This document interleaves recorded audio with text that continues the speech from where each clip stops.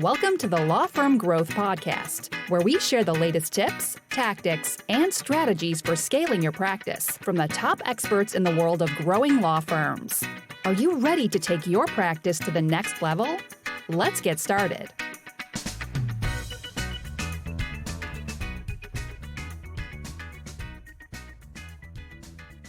Hey everybody, welcome back to the Law Firm Growth Podcast. I'm your host as always, Jan Roos, and I am super excited to have Kris Plachy on the show today.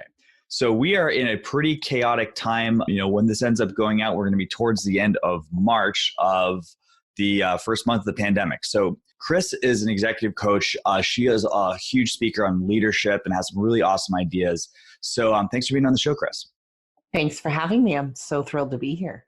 So Kris, you're working with law firms and other small businesses. And, it's kind of interesting. We'll kind of get into the matter at hand, but as far as just kind of a quick background on yourself, how did you find yourself in this line of business? Absolutely. Yeah. So I started my career and started making money and working with people. And then I got promoted into management and realized pretty quickly as a young manager that I did not love how people managed me. And so I had to decide, am I going to keep managing or am I just going to get out of it? And I decided to keep doing it. And the short of the long is, after about 20 years of leading and managing on my own and working in very large startup, I created a performance coaching team internally in the company that I worked in. And so our job was to develop and coach about 4,000 leaders in our business. And eventually that business kind of went through a massive reorganization as a result of the recession. And so I found myself creating my own business. So it was just a natural extension. So I've always been equally attracted to leading and leadership and learning about what really is and makes an amazing leader, and also coaching. I've been following and studying the practice of coaching since honestly a very, very long time ago. And so those two together just give me so much joy professionally and personally to do the work. But I also see just a tremendous need because there's a lot of people who need help. And the reason I zeroed in on small businesses and law firms and practices is, most of my clients are technical experts. They're really good. They're practitioners, but they're not managers. They didn't take management training, but once your business grows, you have to hire people. And then that can really, really thwart the long-term success for some of my clients if they don't learn the basic skills of leading a team. Yeah, you know what? I'll actually speak from experience here, Kris. It seems like on some level, the desire to get better at management kind of came from scratching your own itch and not having that good experience coming up. And I'll also say this as somebody who may or may not have started their business because they hated all the managers they worked with. But I'm sure a lot of the listeners found themselves in the same place leaving that big law firm on that first day. So I'm sure there's a lot of people who are listening that have that same need. So, and then you find yourself the manager that everyone doesn't want to work for. Then you really have to figure it out. Oh yeah, it's we have to work through our karma at one point or another. But yeah, and in addition to that, with the current state of the world, it seems like people who may have been having a tough enough job running a small law firm have had a lot of things compound in the last couple of weeks. So let's transition to that a little bit. What kind of stuff is out there? Well, it's so interesting. So if we could just do the timeline, it's so fascinating. I was in Dallas on March 13th. And on March 11th, I live in California, but I was in Plano, Dallas, or Texas, which is right side out of Dallas. And on Wednesday night, I promise this is relevant, we were out to dinner and we couldn't get a table. It was so packed, right? We were in this beautiful little area in Plano called Legacy. And we couldn't get a table at any of these gorgeous restaurants. It was so crowded. And so from my place in California, we were already starting to talk about it. And I was like, is nobody in Texas worried about the pandemic? So I flew home on Friday and then decided to do a free call on Saturday for all small business owners to talk about how they're going to handle what's happening. And then, of course, by Monday, in several states, we were either quarantined or sheltered in place. And by Friday, 80% of my public facing clients were closed and had laid off all their employees. That was a week. That happened in a week. And so what I have experienced is one of two things. I have clients who are trying to figure out how to keep a business when they have no employees and they've laid everybody off. And I have clients who are trying to figure out how to not drown in overwhelm because there's so much demand for what they do. So we have the sublime and the ridiculous happening right now. And I'm sure for different attorneys, we're seeing different things as well, right? Because, and you would have to imagine after about 4 more weeks, we're going to get very busy divorce attorneys. But that's another story, right? People are going to just have different needs as they face more and more dilemmas in their personal and professional lives. But what is true for everyone, unless you've really been in a very removed part of the country, is the disruption has been fast and fierce.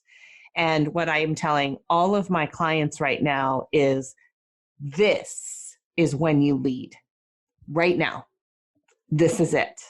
You thought leading was 5 months ago when you had to figure out who to hire and fire and is this person really doing their job right? And why can't they do what I asked them to do? You thought that was leading? No. This right now is leading. And our society and our community needs leaders. We need leaders who can be certain in an incredible time of uncertainty. Yeah, it's really interesting. It kind of reminds me of this old quote. I think it might have been Warren Buffett or one of the investor guys. And I think this is in the context of finance, but I think it also applies here. It's like, it's only after the tide goes out that you realize he wasn't wearing swim trunks. And we're kind of in that situation with how strong people's, mindset was about these sort of things. Right. So, what kind of stuff you've been seeing in the response of the leaders that you work with? Goodness, that's a great question. So I was just talking with another client who is in commercial real estate, actually. And we were talking about how the first thing we're noticing, and I'm noticing, is how cash poor so many practices are, so many small operations are, that once a week goes by, they have to fire everybody. That's fascinating, right? It's very tragic for a lot of organizations, but it's very real. And so one of the lessons I'm hoping we all learn from this is the incredible importance of having an emergency fund, right? We've talked about it. Everybody knows it's important. Everybody gets it. It's logical. And yet, when the rubber has hit the road, we're seeing really that a lot of people are running on fumes. So that's one thing that we're seeing. The other thing I'm seeing is I'm watching leader profiles. Some people are absolutely stepping up and following sort of the goodwill mantra of, how can I give? How can I help? How can I support?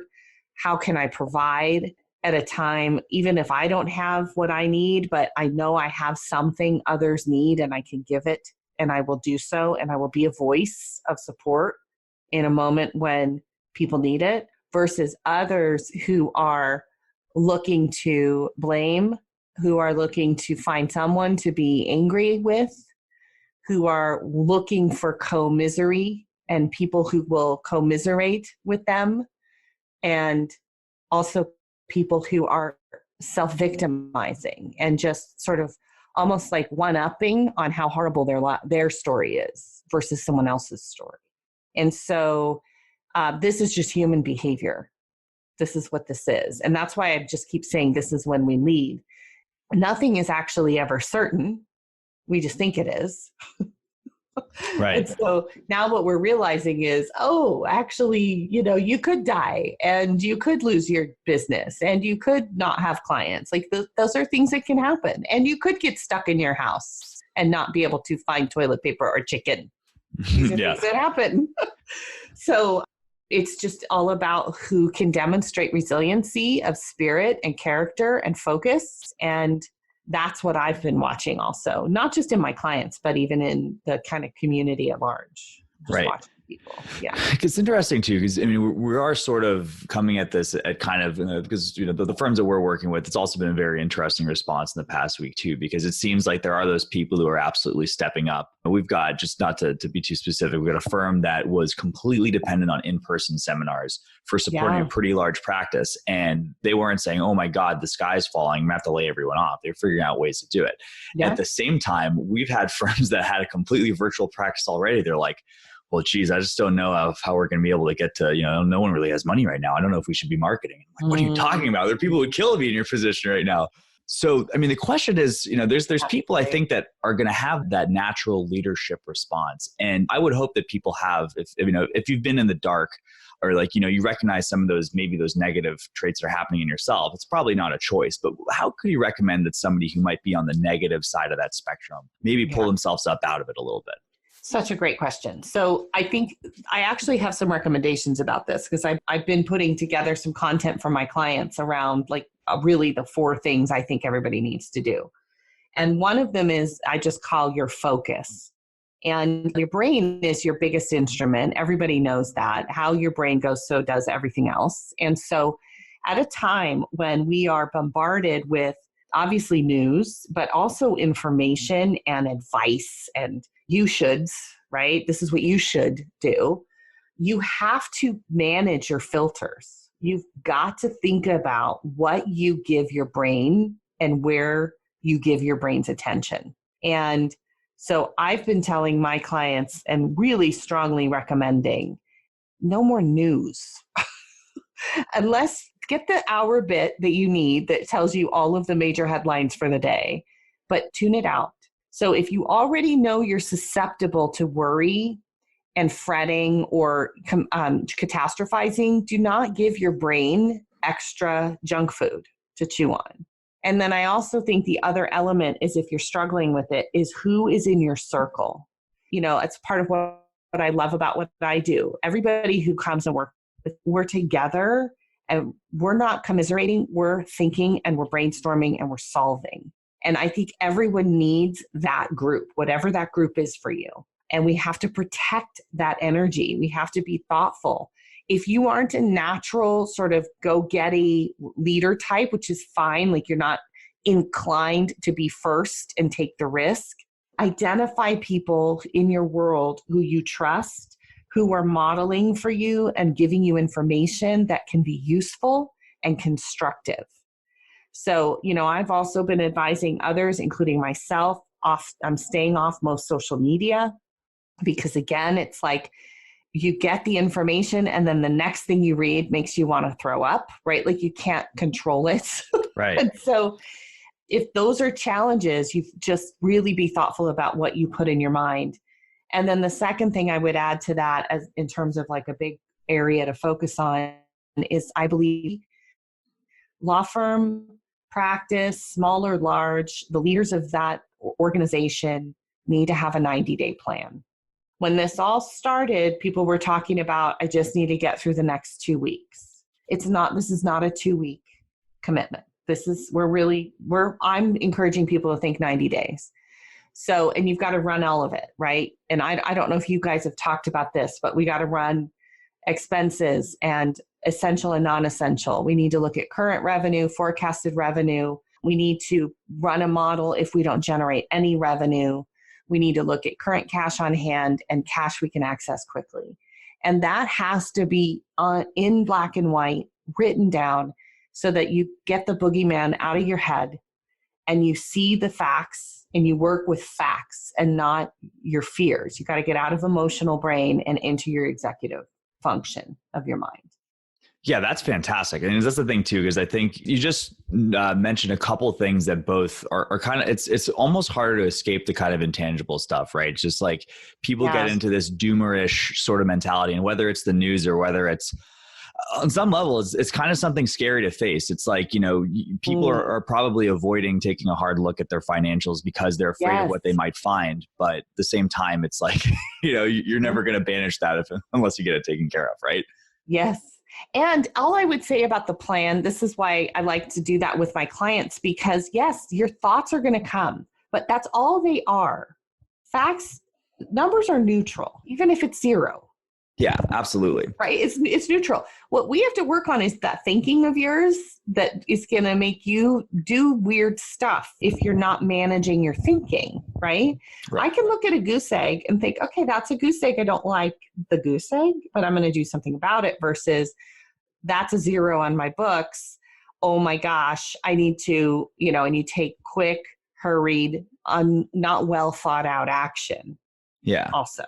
But the plan is to start. Yeah. So a lot of people don't want to look at it. Or what I'm hearing from most people is that they are anticipating without planning. So they're kind of like, well, we're just going to see what happens. Yeah, 100%. And that's not right? exactly the definition of leadership, is it? Right. Right. Well, and your point about people who work virtually already, who are fully prepared to serve, but they have thoughts about selling. I've had a lot of clients ask me about selling. Is it okay to sell? Is it weird to sell? I'm not comfortable selling. And I'm like, I never sold a day in my life. I'm serving. And if you don't believe what you have to offer is service, then let's talk about why you don't think that. But for all of those attorneys who are saying, I don't know if I should be selling right now, people still need you. The gap that they will experience if they don't tap into your services is what you should be more worried about, right? Yeah. So that to me is how we have to think. Like, I know you're going through it. I need to help you. Let me help you, right? Yeah. So, yeah. Yeah, no, it's kind of interesting too, because that's one of the things. I actually heard this from a client because we've actually been testing out some new creative around the virus. Because I mean, in my opinion too, I think the service is absolutely angle to play. And I think, if people were worried about their futures before, and this, interfaces a lot of different areas of law, but one of the ones we've been doing a lot of work with is estate planning. But if you're worried about protecting your future legally, if you were worried about that a month ago, well, guess how you've been feeling the last week, especially if you're, an older person who's, getting to probably watching MSNBC every day, right? Yeah. So, and I'll give you one more. I have a client who's a physician who is in critical care, both she and her husband. Wow. And they had to have we need to make our will because we have a child and we're both exposed every day. Yeah. Right. So, like medical doctors are having to have these kinds of really significant conversations and they're doctors, they probably don't want to think about it. Oh yeah. Yeah. So it says, it's like that thing of service is just so important too. And it's like, it's not about taking advantage of the situation. It's like your clients need you more than ever right now. Right. And, I think we're all evaluating. I have my normal program that I offer people and one-on-one coaching. This course that I just am starting for Leading Through Crazy Times, that's a way more affordable, reduced rate. I'm doing that on purpose because I want to help more people, right? So I think we all have to think about what we're trying to achieve right now. What is it? I want to help way more than I want to cash in and make money. But my husband's not working. He's a physical therapist. So I'm also still providing for my family. So I have a responsibility to them as well. Right. So we're all balancing that, and we have to find the place to balance. But if you have thoughts about selling that are preventing you from helping people, then I would really invite you to reconsider that, where that will lead you. Yeah, 100%. Because, if you think about this, it's like, well, I think that also kind of goes back to that almost Pollyanna-ish, like you just got to make it through the 2 weeks mentality. Because like, all right, maybe you could take a break off of sales for 2 weeks and doing, well, I guess you'd refer it to as intake because we don't like sales here in the law. Right, but, I know, we don't. I was kidding. But no, but it's, if you don't have anyone that's a new client that's being closed for 2 weeks, that's fine. But yeah, what if that happens to be 2 months? What if that happens to be 6 months? Right. And there's people who are going to, it might be the new reality where we just have to deal with a quarantine for a much longer time. If you want to figure this out in the first week of doing this, you're not going to get affected. If you want to figure this out 3 months from now and it goes another 3 months, well, you're just starting from 3 months of expenses behind. So, exactly. Yeah, yep. I'm a bit of a man of a hammer in terms of the revenue focus being that that we work in marketing. But I hope everyone gets the opportunity to try to find a way to serve their clients. But for the people who can't or are in less of a position to do so, we might have some hard conversations coming up with the current staff. Yeah. So how have people that you've been working with been dealing with, not having some issues with being able to cover everyone with payroll and having those tough conversations?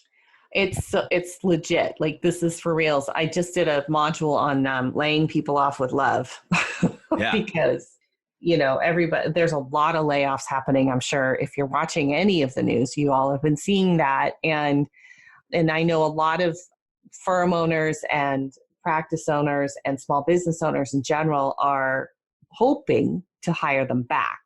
So some advice is to stay connected to your association, because they will likely continue to share information about the laws that are passing that affect a small business and their employees.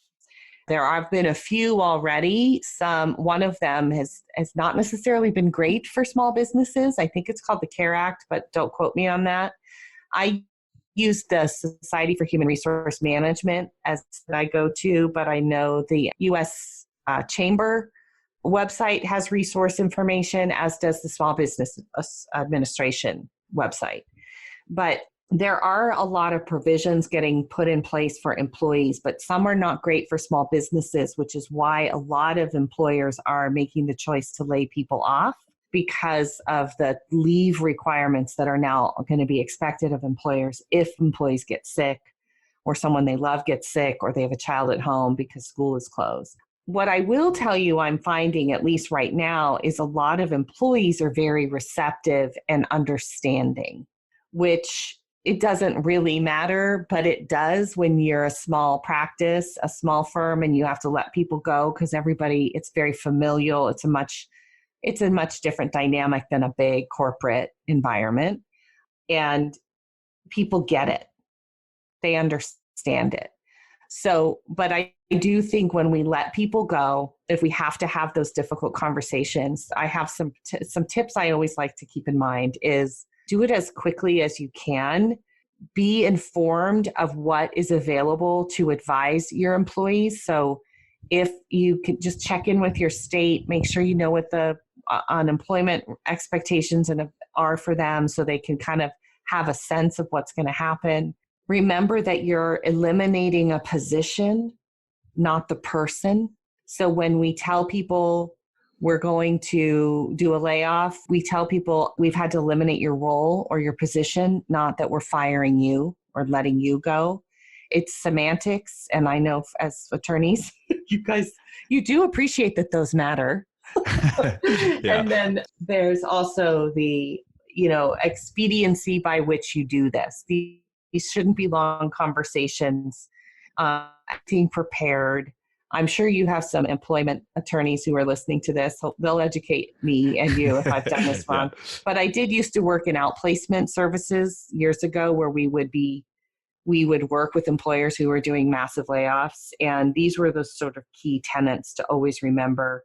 And honestly, it's a silly adage, but when I used to take my kids to kindergarten, there was a sign outside that said, "Quick goodbyes make for dry eyes."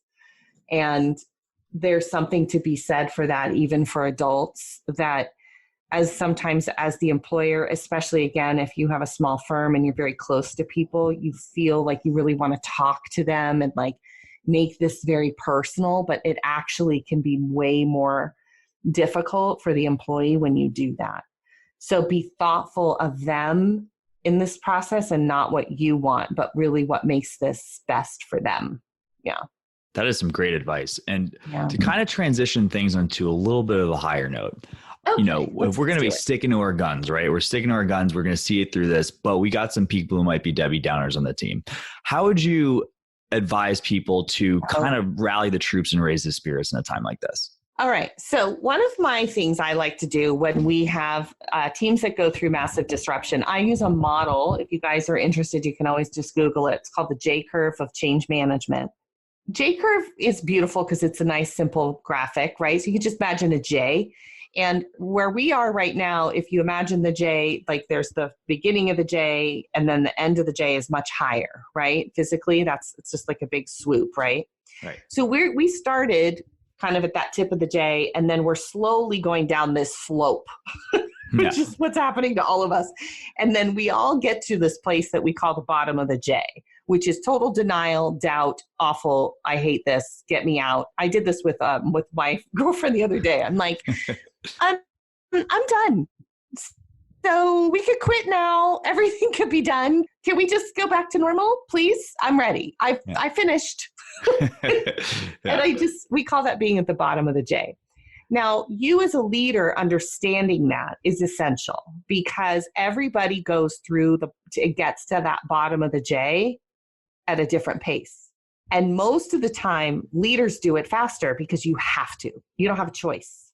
You've got to get us to the other side of the J where we start going back up, right? Where we start going through the process of acceptance and integrating new practices and then ultimately change, which ultimately leads us to higher production.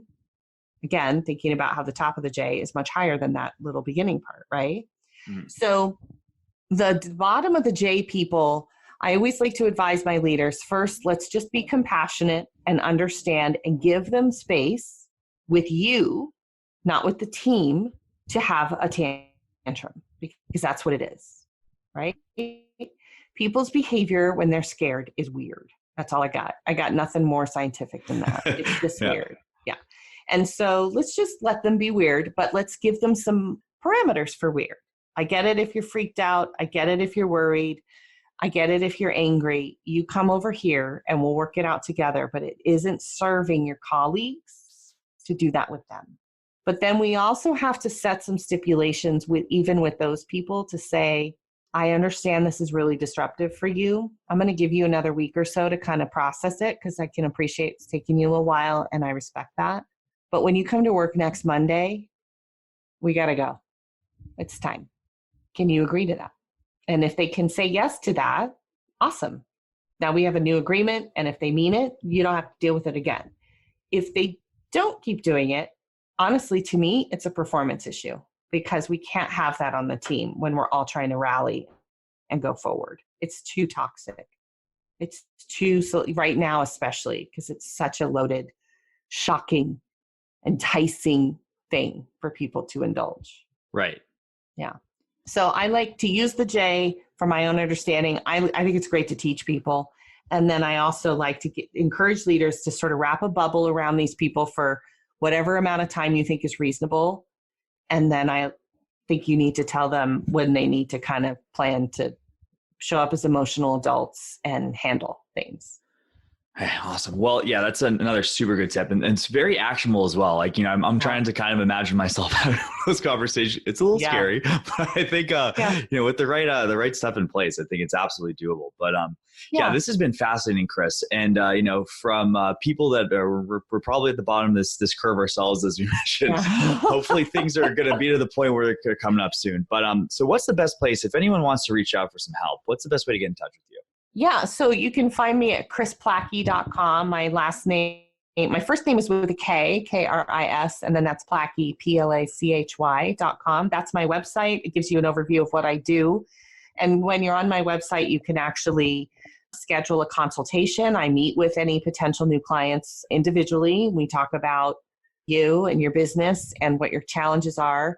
And then right now, I'm also doing a featured coaching intensive for small business and firm leaders called Leading Through the Crazy Times that I certainly would love to help people. So we're going to come through this. And if you still have a team and you have people managing that you manage, we still need work done. And we can't not hold people accountable right now and ask them to perform. This is the time where you need people who really want to show up and support your business. So those are the best places to reach me. I'm also on Instagram, Kris Plachy Coach, and I'm on Facebook with the same name, and LinkedIn also same. All right, awesome. Okay, and we'll have notes for all that in the show notes, guys. So Kris, thank you again. This has been super helpful. I hope that this has been a glass of water in a desert of despair for a lot of people. But thank you so much for sharing that all with us. You bet. Thanks for having me. And for the rest of you guys, we will see you next week on another episode of Law Firm Growth Podcast. Thank you for listening to the Law Firm Growth Podcast. For show notes, free resources, and more, head on over to casefuel.com/podcast. Looking forward to catching up on the next episode.